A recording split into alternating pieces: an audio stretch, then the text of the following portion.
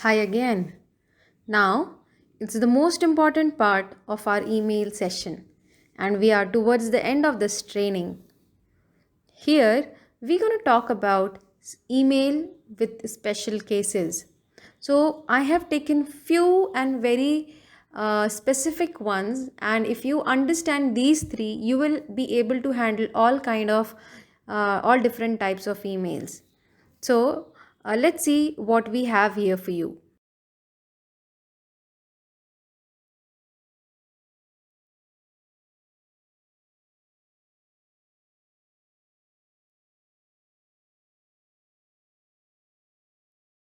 As I said, I want to make it simpler for you. Hence, I picked only three cases.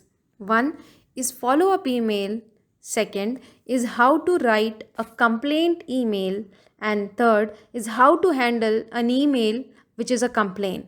Alright, so by understanding these three, I'm sure you will be able to handle any other kind of email that will come into your way in your professional and personal life. So let's see what is there which we have to learn today. First, we will talk about what are follow up emails. So follow up emails are basically emails wherein you have already requested something from the receiver, however you haven't got the information yet, or is there is something which is pending from the receiver side, maybe a work that you want to get finished, or maybe some documents that you want to receive, or any update that you want to take. So what do we do is, in this case, we write another email which is a follow up email of the past one so that our work can be done. Okay, so basically what we have to do in this email is mention the urgency of the task. That's the first thing that we need to do. Second, what you have to do is tell the consequences. So when you are mentioning the urgency, you can also use high priority sign. That is what you can do, which we have already learned. And while mentioning the priority, you have to tell the consequences of delay. If you do not do this, what will happen and how will it impact? Okay, also share a final timeline, and if need, you can go ahead and add your senior manager or that department head so that that work can be done. So this is all about follow up emails, and I will show you to how you can go ahead and write this email. So let's look at the next slide. Now, let's see a follow up email. If you look at this email at the bottom, I have already sent an email to Anil. However, he did not reply me on the same day. Now, if you see the email which is just above it, wherein I have looped his manager, I have told to send the details by 1 p.m., and I have also mentioned the impact.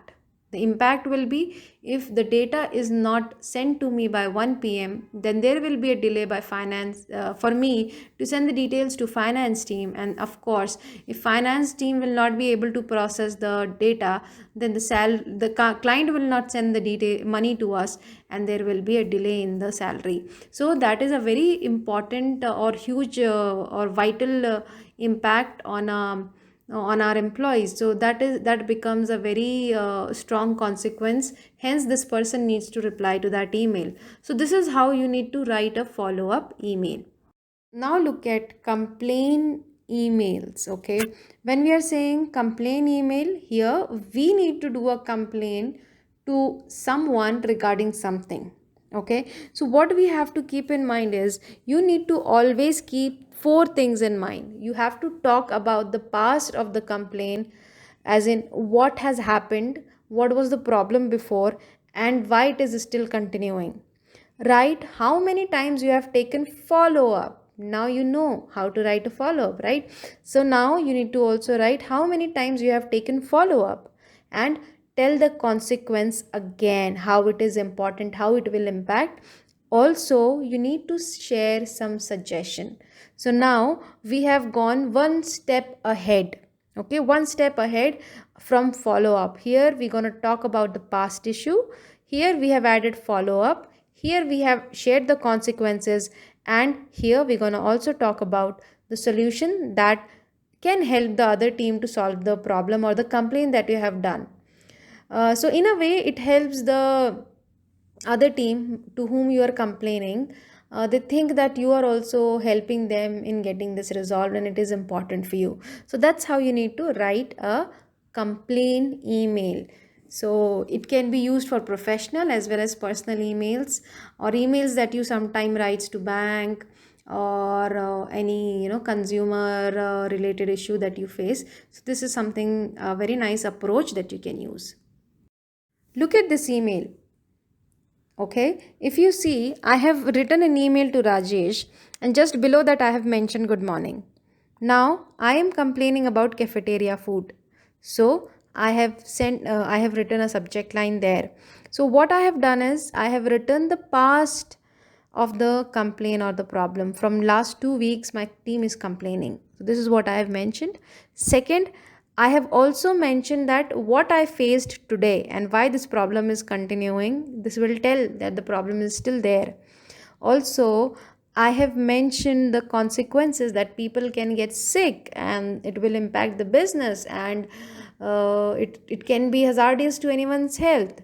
So, what is that I have suggested? I have suggested to give the feedback to the vendor, and for whatever action they will take, I have mentioned thanks and regards, and I have followed company's signature. So this is what, and this is how you need to write a complaint email. Now we have understood how to write follow-up email, how to write a complaint email, and now let's see how to handle a complaint email. Yes, so you can see that there is a sequence, right?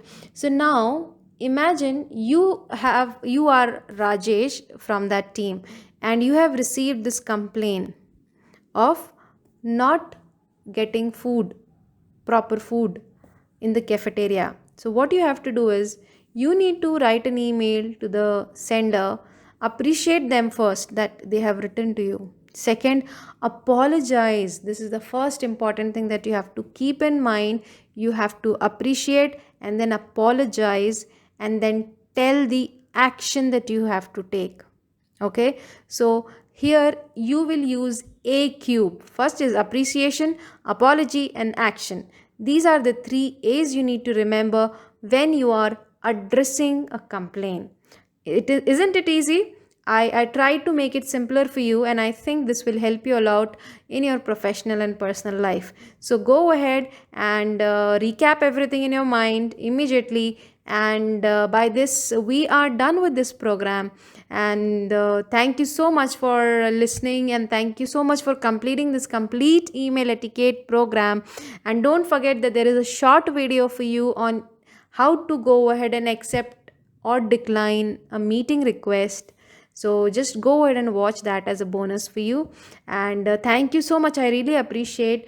And I would also encourage you to go ahead and give us feedback on learn.tmm@gmail.com, so we can go ahead and improve ourselves a lot. And if need be, if you like our course, go ahead and forward this to your friends and families, and enjoy.